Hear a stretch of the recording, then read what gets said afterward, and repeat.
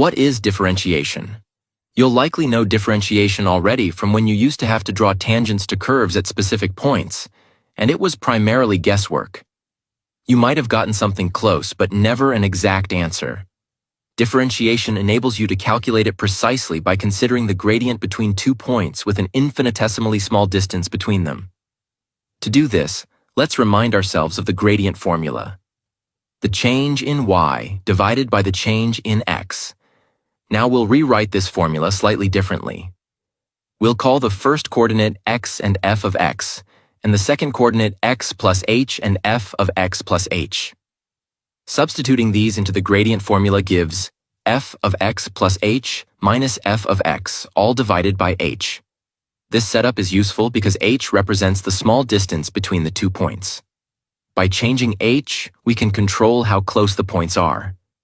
For differentiation, we want the most exact form of the gradient, so we let h get as close to 0 as possible. However, setting h to 0 would cause division by 0, which we cannot do. To resolve this, we use the concept of a limit, written as the limit as h tends to 0.